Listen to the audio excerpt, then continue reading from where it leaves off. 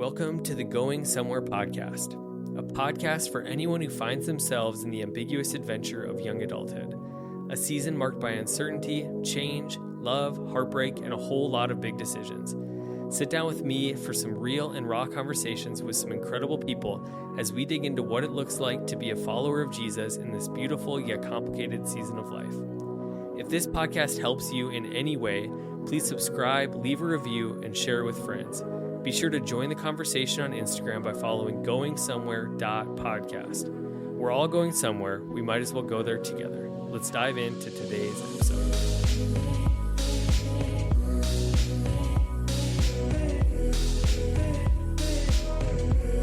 Hey everybody, welcome to this week's episode of the Going Somewhere podcast. Today I am joined by singer, songwriter, and now author Tyson Motsenbocker. How are you doing, Tyson?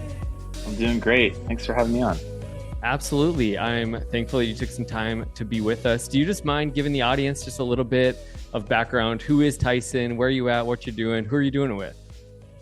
I love it. Yeah. So my name's Tyson Motsenbocker, and I'm originally from Washington State, kind of the inland part of that. So on the other side of the mountains is where I grew up. And I've lived in Southern California for over a decade now. So I lived down here. And I started making records about 10 years ago and touring those. And so I've put out, I guess, 3 full-length records now and a couple EPs. And then I just wrote a book, which is called Where the Waves Turn Back. And that just came out a few weeks ago. And yeah, I'm kind of I guess like I tell people that I have this little ecosystem that is music and other stuff, but it all tends to like revolve around words. So that's kind of where I live the best. Awesome. What was music something like from a young age that this was the path, this was the journey? And how did that come to be? I mean, I think a lot of people want to write songs and tour and do that, but they hit a roadblock somewhere. So what was that like for you? Yeah, good question. I mean, I was well into like making music vocationally before I realized that that it was possible, you know. I started I just feel like where I grew up it was impossible. Like there was no one that had ever done it that I knew or anyone that I knew. It was just like, you know, I grew up in a farm town, so it's not like we have a lot of like people that are living there making music full time or whatever. So I never even thought it was possible. It just seemed like something that was sort of a fluke accident. That some people got to do it. So I when I moved to California, I was just like working at a coffee shop, and a friend of mine who liked my music a lot. I'd always been writing songs, and he gave me like, I think he gave me like $3,000 or $4,000. He was like, just go make an album with this. And I was like, okay, cool. So I did. And then I started selling that at like coffee shops and stuff, and like playing little open mics. And then I did some summer camps in the summers where I would like kind of go and play at these camps. And then I just kind of like, you know, I'd have friends, we'd do shows together. And then eventually I started getting asked to be a hired gun. So like a guitar player in touring bands that were kind of cruising around. So I had to quit my job just to like keep up with this like touring regiment that I was on with these other bands. Did that for a few years. And then meanwhile, stuff was just kind of organically growing. And there was a certain point where I was like, oh wow, this is just my job, I guess. Like it just is what I'm doing. And it happened really organically. All the while sort of like thinking it would never be possible to like be any form of artist, as a, you know, a job or a main income stream or whatever. So yeah, it kind of feels like an accident, to be honest with you. Happy accident. Yeah, totally. That's awesome. You know, I know your new book, Where the Waves Turn Back, just came out. I love the subtitle, A 40-Day Pilgrimage Along the California Coast. I know, and the artwork of your book is phenomenal. And so just even looking at it on a shelf or looking at it, it's like, man, I want to read this book. But what caused you to write the book?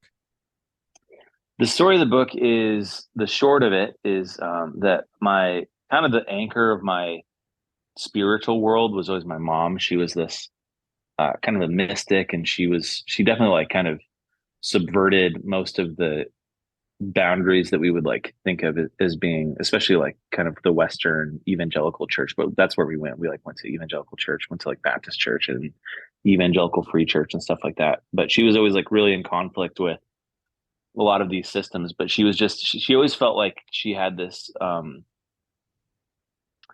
of like this amazing vision that she could kind of like see through all of the ways that people are trying their best to access God, and she just could kind of like see through all those systems and like see something beyond it that was bigger than all of that.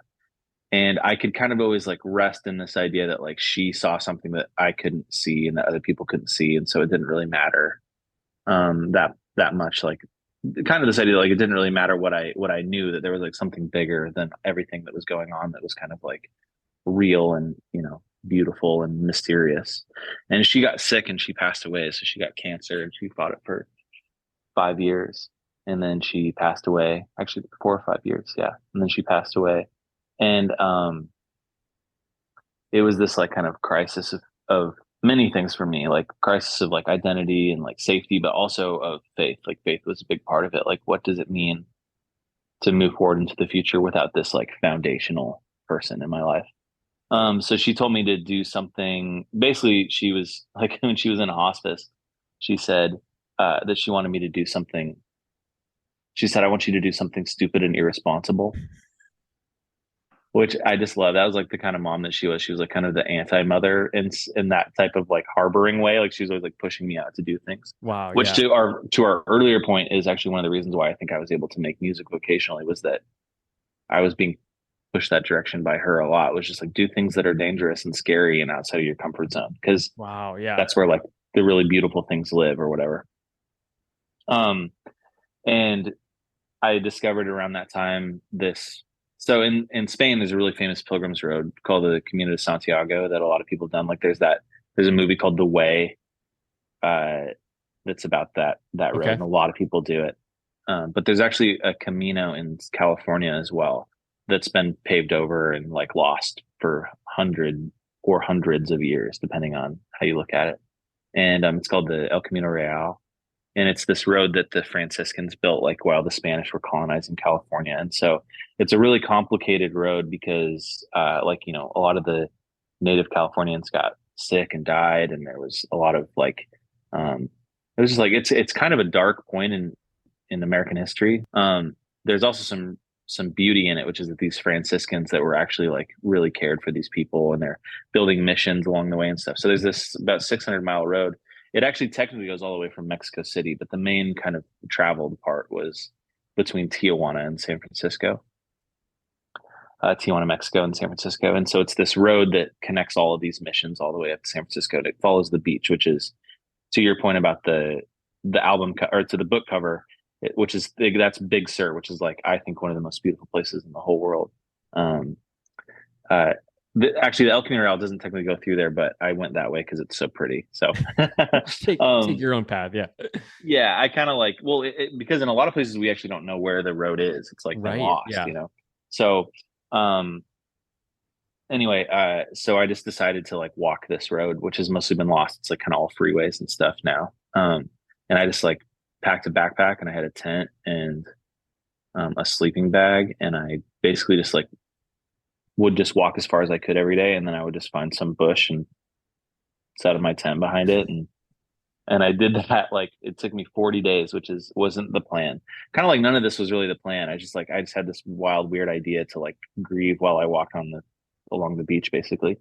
And that's what the book's about. So it's about like kind of stealth camping in LA, and meeting all the incredible, colorful characters you would along the way, and then a lot of reflection about my childhood too, and my family, and um, yeah. So that's what the book's about.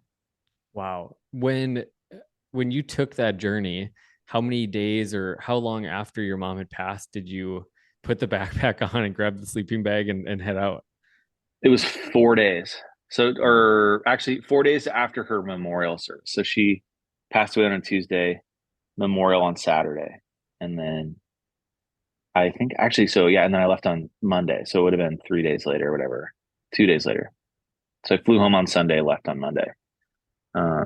So it was really fresh. It was like right then. Right. So what was in kind of your hopes of doing that? Like when you were, in reflection, you can write a book about it and talk Hmm. about all the things you learned and all the people you met. But when you were standing in the doorway with the backpack, like what was in your mind, or what were you hoping that journey would bring you? There's actually, it's so funny. I was just with some friends last night, and there's this poem that one of my friends read me, and the line that stuck out to me, and it was like, you've heard people say, I mean, I don't even know who wrote this poem, but you've heard people say, like, don't just sit there, do something. And I say, don't just do something, sit there. Like this idea that, like, actually, especially in your 20s, like in your early years, I was in my 20s when this happened. Um, there's this like impetus for just action, like kind of this frantic kinetic energy to just like do something, make something of yourself, move, like just go, go, go, go, go, go, go. And there's such important like pivotal years that, like, in reality, I think that like the slowing down is where the most important like lessons and development and like all the big good things come out of those like pauses basically. And I had been like just chaotic energy for years. Like I was on the road like sometimes 300 days a year, and like just sleeping on people's couches and just all over the country and doing all these things, which I'm glad that I did. But there was a point where I sort of like was looking back and thinking like, okay, I just missed this. In some ways, I missed this enormous moment in my own life and in my mother's life, which was some of these really pivotal years the final years of her life. Like some of my chaotic energy was like too loud to like actually allow that quiet energy of someone leaving the world into it, which is like so one of the most important things that you can have happen in your life. So I essentially what I decided was that I needed a time where everything stopped, and where there was like not only like a figurative turning of the page of like, there's the time before my mom and the time after, but like I needed something else to mark it in my life. Like there was the time before my mom and after my mom. There's the time before my walk and after my walk. But that time of actually walking was this like no place. It was like in The Magician's Nephew, that C.S. Lewis book. There's like this place called the Wood Between the Worlds, and it's like this it's this in between space. Right. And I think that when you're processing really important things, or you're sensing changes in your own life, or like the need for change, it's a really good idea to take space and time with something to like allow that space to like occupy the wholeness of your life. So that's what it was for me. Wow. I feel like a lot of people, when they grieve, the way that we almost naturally grieve is to fill the gaps and to fill our time and almost busy ourselves into, avoiding that being like the constant running reel in our minds or the thought in our minds. And I think that's like the opposite. And I can't imagine that being, it's not a void of pain. I think it amplifies the pain when you Hmm. pause and you really reflect. So, I know one of the things that was in your book, there was an excerpt that I actually pulled out. You said author Neil Gaiman said that every character in a story has something they want and something they need. Usually the two are very different things. What is that kind of, what jumps out to you with that? And when you were in that doorway, when you were on that walk, what was it that compared to what you just kind of said, but what you wanted, what you needed? Yeah, so that's that. When I was writing this book, I like read that thing that Neil Gaiman wrote. He's one of my favorite authors. He's like he writes fantasy books and stuff, and I'm like a big fantasy nerd. Um, but yeah, when he said that, I was writing this book, and I realized like um, that I am the character. It's like I'm the character in my own book, right? And so if there's something that you want, something that you need, I think this is actually it's a pretty good exercise in a lot of different little things that happen to us. But it's hard to see those things until a lot later most of the time. Right. And for me, what I wanted was answers. Like I wanted hard answers. Like how could this happen? Why did this happen to me? Why did this happen to, some of these questions about injustice, which is that like, there's all these it's like my mom was such a force and such a beautiful part of the world, not just for me, but for hundreds of people. She was like this Wow. this gravitational force for people. I was like, why did why did that go away? Like, why would we take something so beautiful out of the world, And so I wanted answers. I wanted to know, the main answer that I wanted was why. And why is like kind of an unanswerable question most of the time. It's really unanswerable. And what I needed was I needed like, I guess the way that I can put it most distinctly is that I needed evidence that the world could be beautiful without my mother in it. That like moving forward, there could be a life worth living, that there could be beauty worth finding, that there could be, that there could be adventures to have, and there could be hope and, new beautiful chapters to come. And that came for me from this, like, really like on the walk. Part of it is like being outside and like seeing the sun go down over the ocean every day. And part of it is meeting these people that have such complicated and tragic lives that are so full of like meaning. And I think that like in some ways that actually the passing of my mother like actually amplified the beauty of the world, like by adding this sense of urgency and like value in the way that our lives are so finite, in the way that like that you can never really hold anything with any security. So yeah, that's how that went for me. That's a good question, because that's like, it's helpful for me to remember that like this was the thing that I needed, was just like to see that the world could be beautiful again. And I found that on the walk for sure. I feel like that's just so powerful. Of, I think every person listening today, even like if you just stopped and took a moment of like, what is it that I want and what is it that I need? And like you said, that isn't okay. I can pivot that. It often is in reflection. And I think that's the thing that stood out too about your book, is just, it's really an example of the power of reflection, the power of pausing and really, walking with that pain and I mean, that tragedy.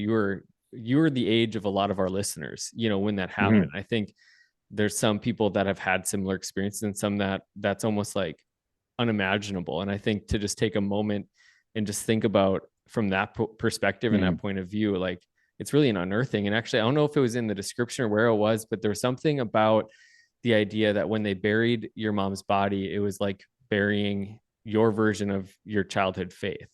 And I thought that really stood out too. Like, what changed about your faith, or what have you learned about faith, about God through your own journey? That's a really good question. I think like a lot of people, I think like with a lot of the work, like the work that I've done, especially around faith, it's like kind of bringing questions up without resolving them for people in a way that's super satisfying, I think. And part of the reason why is because I think that that's the nature of God. It's like a conflict within itself. You have to be able to hold these competing and like ideas that seem to be things that don't go together. It's like this. It's I think really what it is that there's like a bigness to God in a way that I didn't have before. Like a kind of this like overwhelming feeling of like something that is so far beyond what I understand. It's some of the like the mysticism of my mother, like this feeling that like, to really answer it, I guess, is like at the end of the book, one of the things that the conclusions that I came to was, when it comes to asking these questions of like why, and the where, when, why, is like the newspaper questions, those are usually like pretty complicated at best answers when it comes to like these types of questions and the character of something that's divine and enormous, but the question that I think is really worth asking is where is God in it? And that I think is that's the thing that changed for me the most, is not like trying to wrap my head around what or like when or why or any of those types of questions, like these really tangible questions that can help you feel like you're in control of something. But where, so like where is God in this? Like where does God exist inside my own suffering, inside this moment of my life, inside my relationships, and those are the types of places, those are the type of questions that have been helpful for me, because I think you can find you can find God in that. And those tend to like answer questions in ways that aren't using words very well. And I think there's depth in that. I think there's, Mm. I think not that it's necessarily wrong, but a lot of times when we grew up in the church, I grew up in the church, and, I had faith packaged to me. I had God packaged to me in a very Mm-hmm. clean, tidy, orderly box and kind of way that I understood it. And then I think what happens oftentimes is that we do have these experiences that contradict that clean, orderly, you know, boxed in version that we kind of envisioned or think about. And then Mm-hmm. it does kind of leave us almost, I hate to say, like disappointed. I think, right Yeah. now the topic of deconstruction is very common in the church. As a pastor, I get to work with young adults, and I've worked with college students, and that's something that comes up constantly, is people just kind of more so reordering, like, where does this fit in, like what was this, and versus what I'm seeing in the world or around me, and how can I make sense of that. And sometimes we won't make sense of it, like you said, like that's a messy process. It's not always Yeah. going to come out with that right answer. But I think the thing that I've seen is when people do wrestle with this, with the idea of that reconstruction process of like, I what is true, what is real, where is Mm-hmm. God, I think that it can be a really beautiful thing that strengthens and deepens that relationship in a powerful way. Yeah, I get like it's actually kind of funny. It's like in some ways I ended up in a world that I never really intended to be in. Um, which is that like I actually never really like intended to be in any sort of faith or Christian space at all. Like most of the music that and the work that I make doesn't really have anything to do with that. And but I'm really interested in being honest about things and writing things from an honest and true perspective. And it's funny because like a few of the songs that I've written came out of this time of like really questioning some of the things that I grew up with. Um, and the book does that to a degree as well. Um, and there's a lot of my fans are people that are like, really at one point or currently like really in this period of deconstruction, like you said. And I just like, it's so funny for me because I really don't know if I have like, I think that people look like they want someone to like help them process their deconstruction in the way that a pastor would like help you process your, the way that's how we know how to do this because like we grew up Right. in the church. It's like if they want someone to show them how to do it, and I'm like I feel so unqualified to do that. I'm like I don't have any answers for you. I don't know where to send you next. Um, except that I think that you can like come back to something that's new. I always say like that I just don't think that deconstruction is a destination. It's like not a place that you end. It's like something that you go through. Um, and also that you should like I think that you should be that like anytime that you orient your life and your ideas around what you're not for, like what you're against, that's a really good way to end up like pretty bitter and sad and Mm. angry at the world. And I think that my advice would be to just try to like, and that's like what I've been trying to do too, is to try to find ways to orient yourself and orient your future around the things that you're for and the things that you do believe and the things that you do love. And that's been helpful for me, I guess, is like to try to find the things that you do, find the things that you like and start and go from there. Don't start picking the paint off the walls. Like one of my favorite professors who actually texted me today about my book. He just finished my book, and in college he told me he said I was wearing a Che Guevara shirt, which is like one of the the Cuban revolutionaries who's like actually a really violent guy, and he started like picking on me for this T-shirt, and I said that I thought Che Guevara was cool because he was a revolutionary, and my professor said he told me he's like revolution is lazy Wow. because anybody can burn something down and walk away, but the goal is always to reform. It's to like build from within and to take the pieces that are broken out and put new working pieces in. It's really hard and it's really difficult and it doesn't like get people all riled up. Like you don't get people real excited about like this incredibly tedious process of reworking things that are a little bit broken. Um, and I think that a lot of stuff is a little bit broken or a lot broken, but nothing's all the way broken. It's like there's always redemptive pieces in it. And there's always things that you can rebuild from, and there's always truths in there. And I think to start with those is a good place to start. That's so good. I know one of the things that your mom had said to you that's kind of part of that premise of the book that holds it together is that sorrow and joy are holding hands. And in what ways have you found that to be true in your life? Yeah, there's this like account, maybe it was like a Tumblr or something, but it's called Rich Kids of Instagram. I don't Okay. know if you've ever heard of this. Uh, It's just like it's like these 14-year-olds with like Rolexes on private jets and stuff. And I just there's something fascinating to me about that account. I would look at it all the time. There used to be an Instagram for it too, I think. And I would just look at it and I couldn't figure out why it was so fascinating to me. And I think I realized it's because like I'd never seen like an existence that was less interesting to me.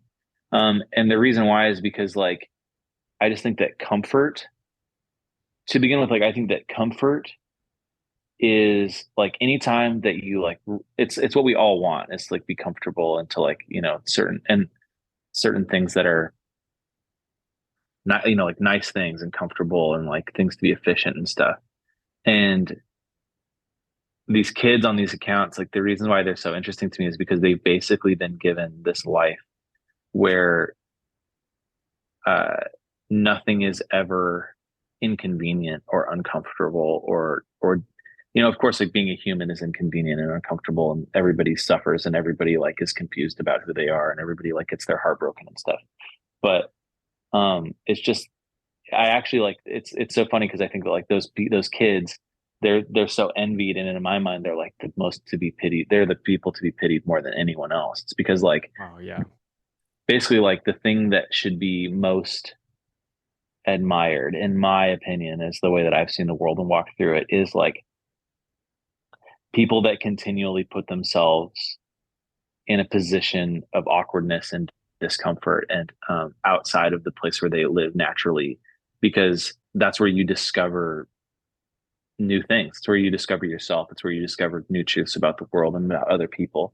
And the fact of the matter is that like all of us are going to be put in that position at some point, whether or not we want to. It's like, we all experience suffering and Right. loss and like tragedy. And that to me, I guess, like, although like no one wants that to happen, it's inevitable. It will happen. And when it happens, it's like, I guess to think about it as an opportunity that you've been thrust outside of the place that you were living happily and that you're probably in a place that is new and that is full of new ideas and new people and new feelings and new discoveries and adventure and wonder and all these things. Like you've been thrust into a place that is like ripe with discovery, and to do everything that you can to get out of that place back into the place that you were, which is what we all of us want to do. It's like, get me out of this place. I don't like it here. It hurts. To allow yourself to like stay there for a while. Like I'm going to stay here as long as I can, and I'm going to find as many things in this new world that I can bring back into the inevitable time later when I'm comfortable again or when I'm not suffering. Um, and that's what the walk was for, and that's why my mom told me to do it. Was that like without it, I was going to just like clamor to get back to this place of like safety and comfort and where I didn't feel terrible and sad and full of loss. It's like just stay there as long as you can and live there and find the things that are beautiful there for you to bring back later, because that's where I said like that's where so many amazing things are. Wow. So good. Just thinking back to your pilgrimage, your journey, were there any memories or experiences that kind of jump off the page of like, I will never forget this moment. I will never forget this person. I'll never forget this experience. Oh, so many. I mean, yeah, like basically every day that happened. I guess like yeah, for the audience of this podcast, especially like the thing I would say is like just do the thing. That's the first thing I want to say on this question is just do the thing. Like I know everyone listening has the thing they want to do. Like they want to go to Greece and like see those white buildings on the hill or whatever. They want to like drive it, like ride in a Greyhound bus to Tuscaloosa or go talk to the boy that or the girl or like call your grandma and take her out to breakfast. But there's something that like, I guess it's just that like outside of that comfort zone, like I'm saying, is like where it is, especially in your 20s. It's like that's where you're going to find the thing that you're looking for, or at least the closest thing to an answer, like I mentioned earlier. It's like it's not in your living room, and it's super not in your phone. Um and it's outside of that, and you need to like give yourself license to like go do the thing, whatever the thing is, like because I think that's the closest thing to like finding whatever it is that you're looking for. You'll probably find something. You'll probably find an answer that answers your question better than the one you were looking for, would be my guess. Whether that's a big thing or a small thing. But yeah, the one that pops up to me all the time on my walk was this guy. Uh, in the book, I call him Francis, and he's this like, actually he's from Fargo. Are you serious? That's so interesting. Yeah, that's so funny. Yeah, so he's a Native American from Fargo. He was like, I forget how old he was. He was young though. He was like 20 or something, and he'd been backpacking around America for like 4 years. Or not backpacking, but hitchhiking. And when I found him, I thought he was dead because he was sleeping in a ditch with his shoes off. Like he had this incredible story, which is basically that his dad was a drug addict, and his dad drove his pickup truck through his family's double wide trailer and like and killed his whole family, except for him. So Francis was like he wasn't there that day, but his mom and his sisters died because his dad drove his pickup truck through this trailer when he was all messed up on drugs. And so Francis like left home and just it was hitchhiking around America for years and years and years. And he had some substance abuse issues and stuff. And he'd like just been at this mission in San Francisco, and he just like, this guy gave him a Gideon's Bible, and he just decided to like get sober and like follow Jesus. And it was so interesting because like I was in this place of like rejecting the things that I had grown up with, and he was in the process of embracing them. But we both had come from this place of loss. And I learned so much from Francis, primarily around some of these ideas of like salvation, like and in the book I really like one of the things that I say is that like this character Francis was learning all of the ways that someone can be saved, and like he was being saved from like his past and from this drug addiction and from all of this pain. And he basically told me like, he's like, yeah, like you're asking why your mom wasn't saved. And he's like, but I think she already was saved, and I think you're the one that needs saving. Wow. And it was so cool. Just like this 20-year-old kid that like, slept in the ditch, and people gave him $20 at a time. That's how he lived. And just yeah, learning the most profound things from like the most unexpected places, I guess. So cool. One of the questions I ask every guest on the podcast is, if you were to go back and ask your younger self, so it could be a 22-year-old or whatever age you decide, what one piece of advice would you give to that person? That's so good. I think like my first reaction is just like I would have all these little tips. Like when this happens, do this. But like I'd be like Marty McFly or something. Yeah. But really, I think it would be the first one would be to prioritize people. I think would be the most important thing. Like just that like that people are like the most important resource and the most valuable thing we have. And then secondly, it would be to like take bigger risks.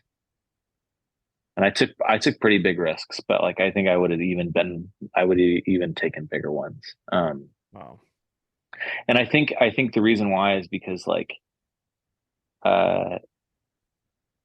in the book I say it's funny because like a lot of the young people that I know, like it's a really interesting time in the world for so many reasons, but I see people taking these risks that like are actually the kind of risks that you can't come back from. Like, people that are having unprotected sex and doing crazy drugs and stuff like that can like get you really addicted and ruin your future. But they're terrified to like go talk to a stranger or like move to a new city, Yeah. And I think like just to to like if the things that scare you the most are like actually the worst case consequences of those things are almost nothing. Like one example that I had was for years and years and years, I was really afraid to like go into any, I've always been pretty good with money and I've never had any debt really, but I was always so terrified to go into debt. And I realized that I never took any, like, I didn't really take any like financial risks even. And I had this realization when I was like 30 that I could have been like bankrupt. I could have like, declared bankruptcy and recovered from it. My credit score and everything could have recovered from it like 3 times. I was like, okay, if I would have gone bankrupt 3 times, if I had taken huge risks 3 times, and this is not to say that you should declare bankruptcy and make stupid financial decisions, right? But this thing that I was terrified of, right? I was like, oh, I would have recovered 3 times over if the worst possible thing had happened, if I had taken some risks, like maybe like, you buy a property or you do something with some friends or you like take out a business loan to like build a recording studio or whatever it was that I would have done. Like if it would have gone the worst it possibly could have, you could have recovered 3 times. And those types of things are like, oh man, I think I would have just, that's just more of a metaphor for like these types of things where you're like the worst case scenario that could happen, I'd be devastated. It's like, you'd be fine. You'd recover from it after a few years and you'd be fine. Just like to remember that like, actually you're going to be okay. And that like life is short and you should go for it. You should do the thing. Amazing. Thanks so much. I know I'm excited for our audience to get their hands on your book, Where the Waves Turn Back. Where can you get the book? Where can you listen to your music? How can they find you? Yeah, I'm trying not to be on social media that much, but I am on Instagram. And so I'm on there. If you look Tyson Motsenbocker up on there, it should pop up. And yeah, you can listen on Spotify to my music, or you can, buy vinyl records and stuff on my website. And the book is on Amazon. That's probably the easiest place to find it, is on Amazon. So, and it's like in Barnes and Noble and stuff like that too. So if you want to go buy a physical copy, you can. Amazing. Well, hey, thanks for writing it, but thanks for, the honesty, the vulnerability to write it and to kind of bring a lot of those private big things out for people to process their own stories and their own journeys. So appreciate your work, what you do, who you are. Thanks for jumping on the podcast. Thanks so much for having me. It's been great chatting with you. Hey, thanks for listening to this week's episode of the podcast. I enjoyed this conversation with Tyson. I'd been looking forward to it for a long time, ever since I got my hands on his book. This book is something that I think will help a lot of people, regardless of whether or not you've experienced tragedy or hardship or pain in a significant way. I think it's a reminder for us that what a meaningful life and a life that's full of value and hope is on the other side of us really being real and honest with our lives and journeying with God through our life. And so I just want to encourage you to pick up his book, but also I want to take this time just to remind you that reflection and pausing is a vital part of growing in our faith. That to really have a vibrant faith and a deep connection with God, we have to bring our real, authentic selves, no matter what that is. And if you're somebody that's maybe walking through what you would call a deconstruction phase, that you're kind of evaluating what you believe and thinking through, is this true? Is this right? And where does this all fit in? What I'd encourage you to do is to really face that with somebody else, that brings somebody that you trust into that journey. And always, like Tyson said, have a hope for reconstruction, have a hope for rebuilding what this is. It's not enough just to take it all down, but to build it to something. And I think something that I would remind you and recommend for you too is to have a Bible along for the journey, because there are experiences and things that we've walked through, but our theology can't be just a collection of our experiences. It's our experiences being evaluated through the lens of Scripture and bringing those to God, or God who loves you, cares for you, and wants a real relationship with you. And so I'm here for you. This podcast community is here for you. We love you. We hope that you have a great day. Hope you come back for the next episode. And if you haven't already, like, subscribe, do all those things that you can stay in the loop, but also leave a comment and a review so other people can hear about the podcast. We'll see you next time. Love you.